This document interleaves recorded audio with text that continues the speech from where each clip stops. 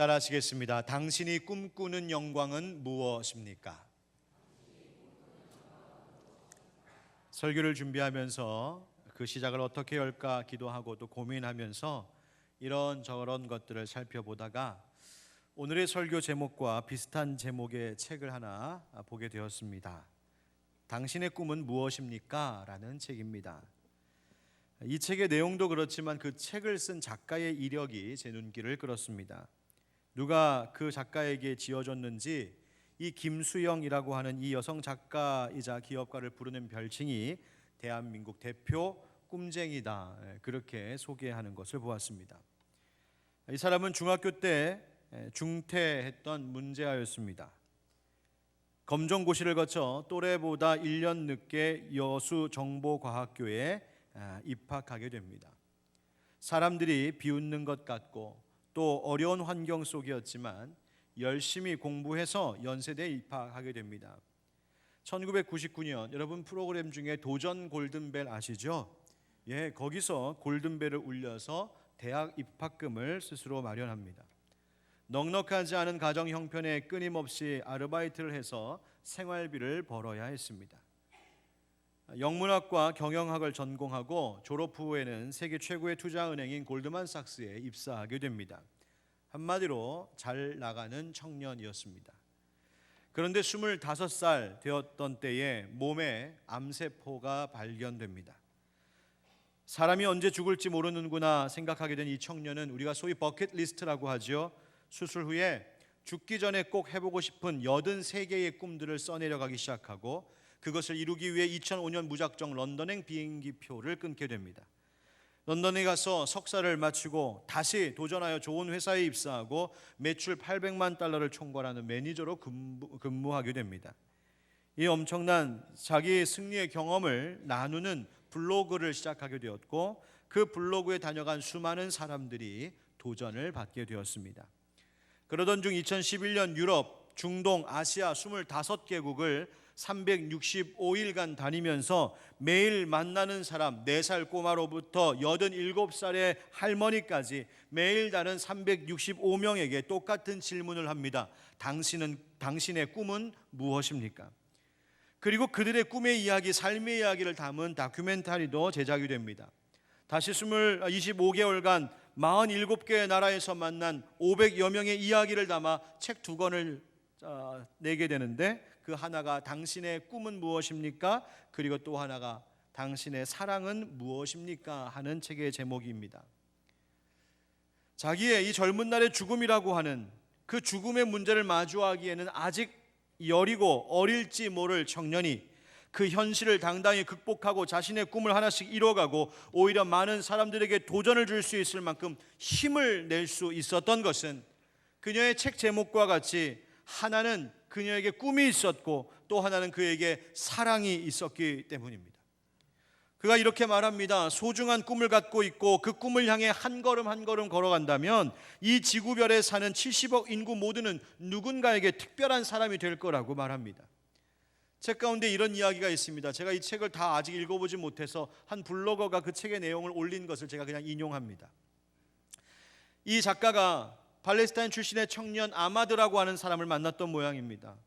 아마 이 청년은 의사가 되고 싶었던 청년 같습니다. 여러분 알다시피 팔레스타인의 상황은 늘 전쟁 같은 어려움을 겪고 있지 않습니까? 그 팔레스타인 청년과 이 작가가 이야기를 나누다가 자정이 훌쩍 넘어버렸습니다. 아침에 출근해야 되니까 이만 자러 가야죠 하고 묻자 그 팔레스타인 청년이 자기는 불면증 환자라고 말하더랍니다. 그리고서 하는 말이 이런 말입니다. 저는 하루에 3시간밖에 못 자요. 제가 지금까지 여러 번 죽을 고비를 넘기면서 그렇게 된 것 같아요. 언제 죽을지 모르니까 잠자는 시간도 아까워서 몸이 본능적으로 그렇게 반응하는가 봐요. 깨어있는 시간이 내 인생의 대부분이에요. 그 순간을 최대한 충실히 살아내려고 해요. 당장 내일 죽더라도 후회하지 않도록 말이죠. 작가가 그 아마드 청년에게 10년 뒤 당신은 무엇을 하고 있을 것 같냐고 묻자 글쎄요 저의 의대 졸업 파티 하고 있지 않을까요? 긍정적으로 대답했습니다. 그러자 작가가 그의 꿈을 더 구체화 이렇게 말해줍니다. 그때쯤이면은 팔레스타인은 자유 독립 국가가 되어 있지 않겠어요? 저는 당신의 졸업 파티에 참석하러 팔레스타인 항공 비행기를 타고 라말라 국제공항에 도착해 있을 거예요. 막 구체적으로 상상하며 얘기했어요. 그러자 이 팔레스타인 청년이 와, 저 그때 공항에서 기다릴게요. 지금이 2011년 10월 17일이니까 정확히 2021년 10월 17일에 우리 봐요. 그러면서 손가락을 두 청년이 함께 마주 걸었습니다. 그리고 그 꿈을 꾸는 두 청년의 눈가에 눈물이 맺혔습니다. 그렇게 이 책은 그 짧은 만남을 우리에게 소개해 줍니다. 여러분, 우리에게는 이미 주어진 자유가 어떤 이에게는 꿈에 그리는 자유였고, 우리에게는 아무렇지 않게 보내는 하룻밤이 어떤 사람에게는 잠조차 들 수 없을 만큼 너무나 소중한 시간이었습니다. 10년 후에 있을 일을 꿈꾸며 그 날짜까지 구체적으로 꼽아가면서 꿈을 붙잡을 때에 그 두 젊은이들의 눈가에 눈물이 흘렀습니다. 꿈이 이루어져서가 아니라 자신들이 아직 꿈을 꿀 수 있다라고 하는 감격 때문이었을 겁니다. 여러분, 제가 물어보고 싶습니다. 여러분은 어떤 꿈을 갖고 살고 계신가요? 살면서 꿈을 갖는다는 건 정말 행복한 일이지 않습니까? 아이고 어른이고 당신의 꿈이 무엇입니까? 라고 물으면 처음에는 당황스러워하다가도 금세 그 얼굴이 밝게 빛납니다. 왜냐하면 꿈을 생각한다는 것을, 꿈을 꾼다는 것은 참 행복한 일이기 때문에 그렇습니다. 가만히 생각해 보면 우리가 나이 들면서 정말 슬퍼지는 진짜 이유는 꿈을 다 이루지 못해서 우리가 서글퍼지는 것이 아니라 더 이상 꿈을 꾸지 못해서 서글퍼진다라는 생각을 하게 됩니다. 형제자매 여러분, 설교자로서 너무 식상한 말일지 모르지만 이렇게 말씀드리고 싶습니다. 여러분, 꿈을 찾고 꿈을 갖기를 축복합니다. 하나님께서 주시는 그 꿈 여러분 가지시길 주의 이름으로 축복합니다. 요엘서 2장 28절에 하나님께서 만민에게 성령을 부어주실 때에 늙은이는 꿈을 꿀 것이라 말씀하셨습니다. 여기서 늙은이라고 하는 것은 무엇을 말하냐면 나이 들어 더 이상 살 날이 얼마 남지 않아 나는 꿈조차 꿀 희망이 없다 포기한 이들입니다. 그런데 성령을 받는다라고 하는 것은 아무리 생각해도 꿈을 꿀 수 없을 것 같은 형편에 그에게 꿈을 갖게 하시는 것, 바로 그것이 성령님이 임한 것이라고 말씀하시는 겁니다.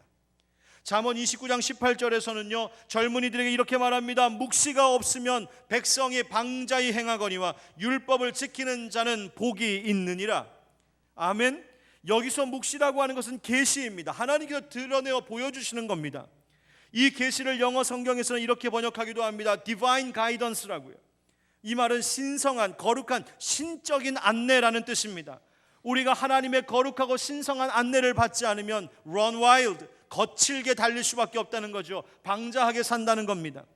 킹제임스 성경에는 이렇게도 번역합니다.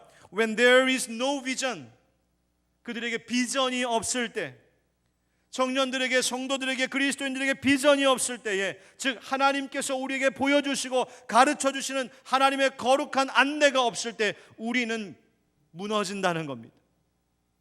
하나님께서 하늘로부터 임하는 그 거룩한 가이드가 있을 때에 그것이 우리의 비전이 되고 그것이 우리의 꿈이 된다는 것이죠. 여러분, 그래서 우리 교회 학교 아이들, 그 교회 학교의 이름을 드림 스토리라고 지어주었습니다. 하나님의 꿈 이야기를 담고 살라고, 그 꿈을 이루며 살라고 말이죠. 여러분, 꿈 갖는 것 중요합니다. 꿈이 무너지면은 삶이 무너지는 것 같고요, 꿈이 메마르면 삶이 황폐해지는 것 같습니다. 꿈은 그것이 비록 작은 꿈일지라도 그 작은 꿈이라도 있으면 그것은 마치 작은 샘물과 같아서 끊임없이 솟구쳐 올라와 황폐해진 삶을 촉촉히 적셔갈 것이기 때문에 그렇습니다. 여러분, 꿈이 있어야 합니다. 그런데 꿈을 갖는 것도 중요하지만은 무슨 꿈이냐가 더 중요하지 않겠습니까? 하나님 주시는 꿈 가져야 합니다. 하나님과 같은 꿈을 꿔야 된다는 말입니다. 하나님과 동상이몽하고 있으면 곤란합니다. 꿈을 주시는 분도 하나님이시오, 우리 안에 꿈을 이루시는 분도 하나님이시기 때문입니다. 어느 날 예수님께서 사랑하는 제자 세 사람 베드로, 요한, 야고보를 데리고 산으로 기도하러 오르셨습니다. 그런데 그 산에 올라가서 꿈 같은 일이 벌어집니다. 라파엘로가 그린 유명한 그림이 있는데요, 언젠가도 한번 소개해드렸을 겁니다. 그리스도의 변모라고 하는 제목에 있는 바티칸에 있는 그림입니다. 가운데 변모하신 예수님, 그리고 양옆에 모세와 엘리야의 모습을 상상으로 그렸습니다. 예수님께서 산에서 기도를 하시는데 그 얼굴과 모습이 변했습니다. 마태복음에 의하면 그 말씀의 표현이 해같이 빛났다 되어 있어요. 얼굴의 모습이 해처럼 빛났다는 거예요. 여러분, 예수님께서 그저 다른 사람들과 같이 이 땅에서 오신 분이 아니라, 그저 이 땅의 어느 굉장히 똑똑한 선생님 아니라 하늘로부터 오신 천상적인 신분을 가진 분이라는 것을 말해주고 있습니다. 이 날을 기념하는 것이 바로 주님의 산상 변모 주일입니다. 오늘이죠. 이날은 주님께서 산에서 변모하신 사건을 기념하는 축일인데, 사순절이 시작되는 제의 수요일, 이번 주 참회의 수요일 날 우리 새벽 기도 때 성회, 거룩한 제라는 뜻입니다. 성회 예식이 있습니다. 여러분, 새벽 기도 때 꼭 오십시오. 이 제의 수요일 바로 직전이 이 산상 변모 주일입니다. 예수님께서 예루살렘에서 잡혀 십자가의 죽음으로 나아가는 그 구속사역의 중요한 전환점이 되는 날이죠. 그래서 이 날을 기념합니다. 예수님이 그곳에서 기도하실 때 변화되셨습니다. 여러분도 변화되길 원하십니까? 여러분 안에 삶 속에 가정에 혹시 꼭 변화가 필요한 절실한 일이 있으신가요? 기도할 때 역사가 일어날 줄 믿습니다. 기도할 때 변화가 있고요, 기도할 때 능력이 있습니다. 여러분, 우리는요, 우리 스스로 해처럼 빛날 수 없습니다. 우리 스스로 그렇게 광채가 날 수 있는 존재가 아닙니다. 얼마 전에 제 얼굴이 너무 칙칙해갖고서 남성용 비비크림 바르고 한번 나갔더니 어떤 분이 그러시더군요. 목사님 얼굴에서 광채가 나요. 기도 많이 하시나 봐요. 그렇게라도 보이니까 참 다행이긴 한데, 여러분, 우리는 정말 그렇게 스스로 빛을 낼 수 있는 존재가 아닙니다. 그러면 우리의 삶이 어떻게 해야지 해처럼 빛날 수 있을까요? 바로 참 빛이신 주님의 빛이 우리 가운데 비춰질 때입니다. 참 빛이신 주님이 우리 가운데 가득 차 있을 때입니다. 그것이 가능한 자리가 바로 기도입니다. 여러분, 이번 사순절 기간 동안에 기도하십시오. 이번 중보기도위원회에서 이 사순절 기간 동안에 특별히 심야의 기도를 작정하고 계획하고 시작하시겠다는 이야기를 들었습니다. 얼마나 반갑고 감사한지요. 여러분 가운데도 기도를 배우고 내가 기도하길 원한다 하시는 분들 참여하십시오. 예수마음 중보기도학교에서 배워보십시오. 중보기도 팀들과 함께 기도하면 여러분 변화가 있고 능력이 임할 줄 믿습니다. 가정에서도 기도하셔야 돼요. 어저께 토요일 3월 첫 번째 토요일 온가족 새벽 기도회로 가정이 함께 이 3월을 기도로 시작했습니다. 어저께 놓치셨던 분들 여러분 아쉬워 마십시오. 4월도 있습니다. 교회 안에 모든 팀과 부서들 기도해야 합니다. 무엇보다 목장의 기도가 살아나야 돼요. 왜 교회가 기도가 뜨겁지 않느냐고 말하기 전에 내가 기도에 열심을 내고 내 가정에서 내 목장에서 기도할 때에 교회도 기도로 충만해지는 것입니다. 이제 얼마 머지않아 교회 안에 개인 기도실 2방을 좀 만들려고 합니다. 여러분 기도실 잘 만들어질 수 있도록 마음 모아주시고 만들어지거든 많이 기도해 주시기 바랍니다. 멀리 이제 기도원까지 안 가셔도 돼요. 우리 교회에다가 기도실 만들어 놓겠습니다. 이름도 지어놨어요. 하나는 시내산, 하나는 변화산. 그래서 하나님 뜨겁게 만나길 원하시거든 시내산 방 들어가서 기도하시고요, 변화될 것 있으시거든 변화산 들어가서 기도하세요. 여러분 기도가 우리를 변화시키고 기도가 우리에게 하나님의 꿈을 갖게 합니다. 기도가 그 꿈이 이루어지도록 우리를 이끌어가는 힘이 있습니다. 기도로 빛과 같은 변화의 은혜가 우리 가운데 있기를 주 예수 그리스도의 이름으로 축원드립니다. 자, 그런데 그 변화된 모습이 얼마나 아름답고 얼마나 그 예수님의 모습이 놀라운지 기도하시던 중에 꾸벅꾸벅 졸고 있던 제자들이 그 모습을 보고 깜짝 놀랐습니다. 성경에 보니까 깊이 졸다가 온전히 깨어났다 이렇게 되어 있어요. 진짜 깊이 졸았나 봐요. 한참 자고 있는데 갑자기 뭐가 환한 게 비춰오니까 벌떡 일어난 겁니다. 그 모습에 너무 놀라고 그 모습이 너무나 황홀해서 베드로가 이렇게도 말하죠. 모세와 엘리야를 보면서 여기가 너무나 좋으니 초막집 새 짓고 살자고요. 그 정도였습니다. 자, 그런데 중요한 것은 이 놀라운 변화사 사건 이야기를 오늘 우리의 본문인 누가복음뿐만 아니라 마태복음, 마가복음에서도 똑같이 다루고 있는데 유독 오늘 우리가 읽은 누가복음에만 기록된 구절이 있습니다. 30절, 31절을 같이 읽겠습니다. 시작. 문득 두 사람이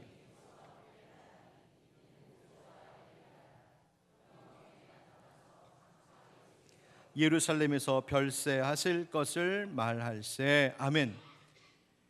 예수님을 중심으로 모세와 엘리야가 보였습니다. 그런데 이 세 분이 함께 이야기를 나누는데 그 가만 들어보니 대화의 주제가 예수님께서 예루살렘에서 별세하실 이야기랍니다. 여러분, 별세가 뭐예요? 별난 새입니까? 네, 세상과 이별하다는 것이죠. 죽음을 말하는 겁니다.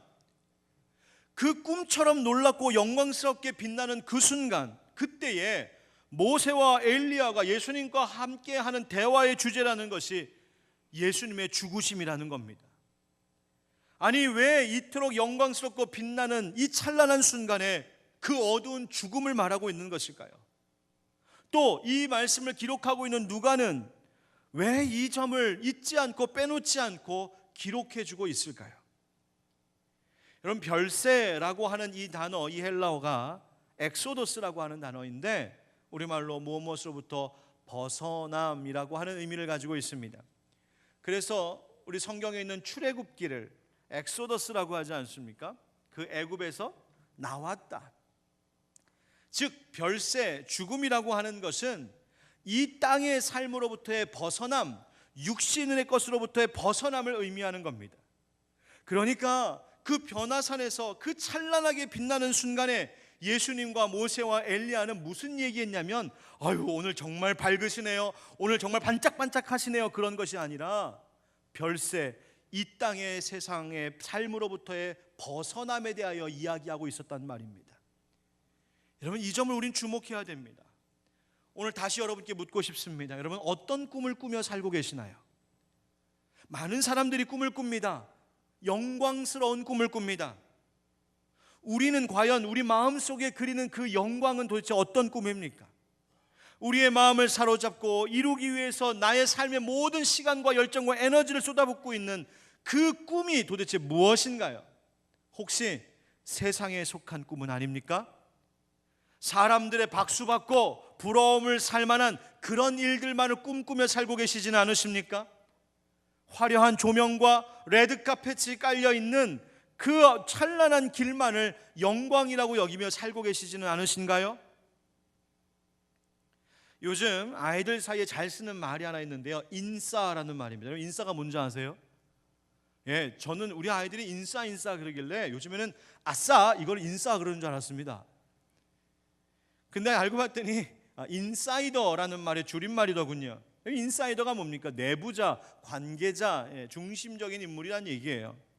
아웃사이더, 그러니까 바깥, 외부인, 이 아웃사이더의 반대말로 인사이더, 그 인사이더를 인싸, 이렇게 요즘 아이들이 말한답니다. 아웃사이더는 뭡니까? 그 중심에, 그 안에 무리에 끼지 못하고 밖에서 빙빙 겉돌고 있는 그런 이들을 아웃사이더 이렇게 말하죠. 요즘 아이들은요, 아웃사이더, 아싸가 되지 않으려고 인싸, 중요한 사람 되려고요 열심히 얼마나 애를 쓰는지 모릅니다. 인싸가 되려면요 최신 것들 잘 알아야 되고요, 핸드폰으로 하는 온갖 것 다 빨리 잘할 수 있어야 됩니다. SNS 기가 막히게 해야 돼요. 재미도 있어야 되고요, 또 멋있어야 되고 예뻐야 되고 연예인들도 따라가야 되고 유행에 뒤처지지 말아야 하고, 인싸, 그렇게 되는 겁니다. 여러분, 혹시 인싸 되고 싶으십니까? 저는 추억해보면 저는 왜 그랬는지 저는 아웃사이더가 좋았습니다. 뭔가 좀 낭만이 있는 것 같고 뭔가 이렇게 반항기가 있는 것 같기도 하고, 나만의 세계, 뭔가 거칠고 남자답고 공포의 외인구다, 뭐 이런 거. 그래서 가방을 이렇게 딱 메고 괜히 심각하게 혼자 막 걸어가고. 근데 요즘 아이들은 인싸 되고 싶어 합니다. 여러분, 혹시 세상에 살면서 이 세상에서 인싸 되는 것이 여러분 꿈이십니까? 돈과 명예와 힘으로 또 사람들에게 인정받고 박수받으면서 여러분 세상에 인싸 되고 싶으세요? 혹시 교회 안에서도 늘 주목받는 인싸 되고 싶으십니까? 그런데 어쩌죠? 우리 예수님께서는 세상에서 인싸가 아니라 아싸이셨습니다. 변화산에서 예수님과 모세와 엘리야가 대화했던 주제는 별세였습니다. 엑소더스, 세상의 중심으로부터 벗어나는 것이었습니다. 세상의 아싸가 되는 것, 다시 말하면 오히려 십자가의 길, 고난의 길, 사람들에게 외면당하고 사람들에게 핍박받는 그 길을 말씀하시고 택하셨습니다. 왜요? 그래야 구원의 일을 이루실 수 있었기 때문입니다. 여러분, 우리가 가야 하는 그리스도의 제자의 길이란 어쩌면 세상의 아웃사이더로 살아가는 것일지 모르겠습니다. 세상적인 것, 세상에 속한 화려한 영광을 꿈꾸는 것이 아니라 그런 것에 대해서 잘 모르고 어쩌면 바보처럼 사는 길일지도 모르겠습니다. 주님께서 변화산에서 보여주신 그 해처럼 빛나는 얼굴은 그냥 얼굴만 방긋방긋 빛나는 것이 아니라 사실은 별세의 길, 십자가의 길, 고난의 길이었다는 사실을 우리는 잊지 말고 살아야 합니다. 영광스러운 예수님의 모습 속에서 성경은 우리로 하여금 그 영광 때문에 세상적인 세속적인 황홀경에 취해 있지 말라고 오늘 말씀이 우리를 흔들어 깨우고 있습니다. 깊이 졸고 있었던 제자들의 모습은 어쩌면 우리들의 모습일지 모릅니다. 육신의 졸음, 육신의 잠이 아니라 영적인 졸음, 영적인 잠에 깊이 빠져서 그저 세상의 박수 소리만 쫓아다니고 높은 자리만 올라가려고 하고 더 많이 갖고 더 많이 누리려고 하는 것, 우리들의 잠든 영혼을 오늘 말씀이 흔들어 깨우고 계십니다. 본문에서 보이신 예수님은 영광의 주님이시지만 그 영광의 길은 별세 세상으로부터 벗어나는 고난의 길이었음을 여러분 잊지 말아야 합니다. 이 진리를 깨닫고 이것을 기억하며 신앙생활하지 않으면 우리가 신앙생활한다라고 하는 이 믿음은 한낱 나의 영광만을 위한 값싼 수단이 되어버리고 만다는 사실을 잊지 말아야 합니다. 아니요, 주님께서 우리에게 믿음 주신 이유는 그래서 주신 것이 아닙니다. 우리에게 하나님의 자녀 되는 권세를 주신 것은 네가 세상에서 중심이 되라, 네가 세상에서 인싸가 되라, 네가 세상에서 찬란한 조명을 받으며 영광과 박수를 받아라, 그래서 우리를 구원하신 것이 아니라 우리로 하여금 오히려 세상 밖으로 아웃사이더로 나아가 그곳에 있는 이들을 위로하고 그곳에 있는 이들을 하나님 나라로 이끌어오는 역할, 그 사명 감당하라고 우리를 구원하신 줄 믿습니다. 예수님께서 늘 세리와 죄인들과 함께 잡수시고 식사하시고 교제하시는 것을 본 바리새인들이 손가락질했습니다. 그리고 예수님의 제자들에게 물었어요. 어떻게 너네 선생님은 맨날 세리와 죄인들과 그렇게 함께 잡수시냐? 이렇게 묻는 질문을 예수님 들으셨습니다. 그리고 마태복음 9장 12절 13절 이렇게 대답하십니다. 예수께서 들으시고 이르시되 건강한 자에게는 의사가 쓸데없고 병든 자에게라야 쓸데있느니라. 너희는 가서 내가 긍휼을 원하고 제사를 원하지 아니하노라 하신 뜻이 무엇인지 배우라. 나는 의인을 부르러 온 것이 아니요 죄인을 부르러 왔노라 하시니라. 아멘. 아멘. 예수님께서는 그 죄인들과 그렇게 함께 하셨습니다. 일부러 가난한 곳 찾아가시고 병든 곳, 소외된 곳, 어두운 곳 찾아다니셨습니다. 왜냐하면 그들을 우리의 인생의 참된 중심 되시는 하나님께로 인도해 와야 했기 때문입니다. 우리도 그 길 오라 하십니다. 그러려면 우리는 늘 별세의 신앙을 놓치지 말고 살아야 합니다. 언제든 내가 자랑으로 삼고 있고 내가 의지하던 그 세상의 것 언제든지 벗어버리고 그것으로부터 떠나 벗어날 준비하고 있어야 합니다. 여러분, 이 세상에는 또한 아무리 해도 중심에 설 수 없어서 어려워하는 진짜 아웃사이더들이 있습니다. TV를 보면 화려하게 스포트라이트를 받고 카메라 세례를 받는 연예인, 정치인, 스타들이 많이 있지만 간간히 뉴스 저 한켠에는 아직도 이 사회에 소외되어 고통 가운데 있는 사람들이 많음을 우리에게 보여주고 있습니다. 외로운 사람들이 있습니다. 갈 곳 없는 사람들이 있습니다. 지금도 마음의 병, 육신의 병, 관계의 병과 싸우며 치열하게 살아가는 사람들이 있습니다. 사회적으로, 직장에서 또 국가적으로 공정하게 대우받지 못하고 아직도 풀리지 않는 억울함으로 하루하루를 통탄하며 살아가는 직장인들, 사회인들, 그런 사람들도 있음을 우리 잊지 말아야 합니다. 여러분, 교회 안에 없을까요? 교회 안에. 교회도 혹시 소수의 사람들만의 잔치자리가 되어 있지는 않습니까? 교회가 사랑의 공동체이어야 하는데 그런 교회가 오히려 세속적인 꿈과 세속적인 영광을 바라는 사람들로 가득 채워져 있지 않습니까? 정작 가장 중요한 나그네 고와 과부와 같이 고통 속에 있는 자들은 교회의 중심으로 들어오지 못하고 그냥 바깥에서 슬피 울며 빙빙 돌고 있고, 그저 세상에서도 박수받는 사람들만 교회 안에서 인싸라 여겨지며 박수받고 조명받으며 그런 교회가 되어버리고 있지는 않습니까? 오늘날 우리 한국교회가 말입니다. 사랑하는 형제자매 여러분, 우리 하늘빛 광성교회 이 자리에 계신 여러분들은 세속적인 영광 쫓아가는 것 아니고 꿈꾸는 것 아니고 언제나 별세의 준비를 마다하지 않는 예수님 닮은 분들 되시길 주의 이름으로 축원합니다. 왜냐하면 거기에 진정한 영광과 기쁨이 있기 때문입니다. 이 점 때문에 교회 다니는 것을 불편해하시는 분들도 있습니다. 그러나 예수님께서는 이 고난의 길이 전부가 아니라 다시 영광의 주님이심을 우리에게 보여주십니다. 오늘 본문 말씀 34절에 보니까 이 말할 즈음에 구름이 와서 그들을 덮는지라 구름 속으로 들어갈 때에 그들이 무서워하더니 구름 속에서 소리가 나서 이르되 이는 나의 아들 곧 택함을 받은 자니 너희는 그의 말을 들으라 하고, 우리 36절 같이 읽겠습니다. 시작. 소리가 그침에 오직 예수만 보이더라. 제자들이 잠잠하여 그 본 것을 무엇이든지 그때에는 아무에게도 이르지 아니하니라. 아멘. 하나님께서 제자들에게 또 이 말씀을 보고 있는 우리들에게 분명히 들려주시는 것이 무엇이냐면 예수님께서 하나님의 택하신 자라는 겁니다. 그러기에 그 예수 그리스도의 말을 들으라고, 오직 예수만 보라고 말씀하십니다. 본문에서 모세와 엘리야가 그렇게 찬란하게 있다가 사라지더니 예수만 남아 있습니다. 성경은 오직 모노스라고 하는 헬라어로 오직 예수만이라고 하는 것을 매우 강조하고 있습니다. 주인공은 예수뿐이라는 겁니다. 예수님의 찬란한 빛에 내가 기대어서 나도 어떻게든 세상에서 좀 빛을 받아볼까, 박수 받아볼까, 여러분 착각하지 맙시다.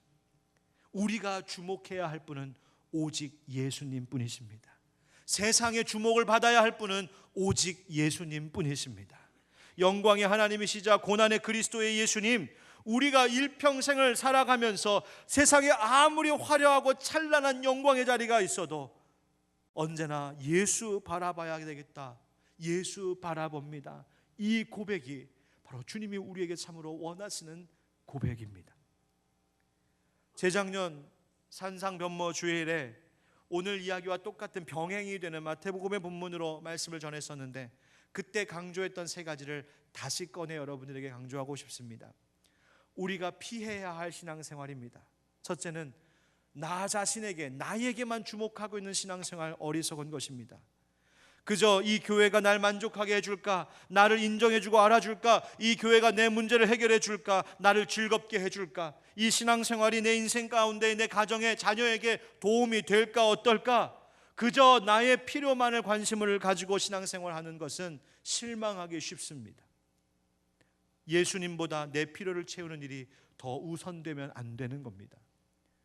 또 다른 사람들만 주목하는 신앙생활도 있을 수 있습니다. 다른 사람들과 비교하기만 하고 내가 다른 사람보다 더 나은 것, 우월한 것은 없는가 늘 비교하고, 그냥 나 가까이 잘 대해주는 사람은 없는가, 또 세상 사람들이 나를 자랑할 일은 없는가, 욕망에 사로잡힐 때 우리는 신앙생활을 망치게 됩니다. 사람들 기대어 신앙생활하면 사람들에게 또 실망하게 됩니다. 우리의 신앙의 표준으로 삼는 것, 그것은 사람이 아니라 예수뿐이십니다. 목회자에게 주목하는 것도 옳지 않습니다. 목사는 교회 공동체의 영적인 리더로 중요한 역할을 하고 큰 영향력을 미치는 것은 분명한 일입니다만, 담임 목사가 절대로 예수님을 대신할 수 없습니다. 그래서도 안 되는 일입니다. 담임 목사도 목회자도 똑같은 성도입니다. 부족한 거, 못하는 거, 실수 있습니다. 따라서 여러분, 목사 주목하면서 신앙생활하면 실망하실 수밖에 없습니다. 여러분, 우리가 신앙생활하면서 주목해야 할 것은 나만도 아니요, 다른 사람도 아니요, 목사님도 아니요, 오직 예수만이, 오직 예수만이 우리가 주목해야 할 분임을 잊지 말고 살아갈 수 있게 주의 이름으로 축복합니다. 베드로전서 4장 13절에 그래서 이렇게 말합니다. 다 같이 읽죠. 시작. 오히려 너희가 그리스도의 고난에 참여하는 것으로 즐거워하라. 이는 그의 영광을 나타내실 때에 너희로 즐거워하고 기뻐하게 하려 함이라. 아멘. 사랑하는 성도 여러분, 꿈을 잃어버리신 분들 꿈을 되찾길 축복합니다. 꿈을 가지신 분들 그 꿈을 이루시기를 축복합니다. 그러나 그 꿈이 그저 나만을 위한 꿈이 아니라, 세속적 영광의 꿈이 아니라 주님만 보이는 꿈이길 바랍니다. 주님과 함께 걷는 꿈이기를 축복합니다. 그 길을 갈 때 하나님의 찬란한 기쁨이 우리의 삶에 가득 비춰오게 될 줄 믿습니다. 우리 함께 찬양하기를 원합니다. 오직 예수뿐이네라고 하는 찬양 가사인데요. 찬양을 준비하면서 제가 이 가사 읽어드리겠습니다. 은혜 아니면 살아갈 수가 없네. 호흡마저도 다 주의 것이니 세상 평안과 위로 내게 없어도 예수 오직 예수뿐이네. 크신 계획 다 볼 수도 없고 작은 고난에 지쳐도 주께 묶인 나의 모든 삶 버티고 견디게 하시네. 은혜 아니면 살아갈 수가 없네. 나의 모든 것 다 주께 맡기니 참된 평안과 위로 내게 주신 주 예수 오직 예수뿐이네. 함께 찬양합니다. 은혜 아니면 살아갈 수가 없네. 호흡마저도 다 주의 것이니 세상 평안과 위로 내게 없어도 예수 오직 예수뿐이네. 크신 계획 다 볼 수도 없고 크신 계획 다 볼 수도 없고 작은 고난에 지쳐도 주께 묶인 나의 모든 삶 버티고 견디게 하시네. 은혜 아니면 살아갈 수 없네. 은혜 아니면 살아갈 수가 없네. 나의 모든 것 다 주께 맡기니 참된 평안과 위로 내게 주신 주 예수 오직 예수뿐이네. 우리 함께 기도하겠습니다. 여러분, 이제 우리가 주님의 성찬을 받을 것입니다. 이 식탁 위에는 예수님의 살, 예수님의 피 외에 다른 아무것도 차려져 있지 않습니다. 오직 예수님만 보라 하십니다. 여러분, 어떤 꿈을 꾸며 살고 계십니까? 어떤 영광의 길 걷고 싶으십니까? 여러분들의 가정과 내 가족과 내 자녀들이 또 우리 교회가 어떤 영광을 보길 원하십니까? 혹 그 영광의 꿈이 세속적인 우리를 그저 황홀경에 빠뜨려지는 헛된 영광은 아닐런지요. 별세 세상으로부터 벗어남. 여러분, 우리 함께 주님이 가셨던 그 길을 기억하며 간절히 기도함으로 이 성찬을 맞이하십시다. 기도하겠습니다.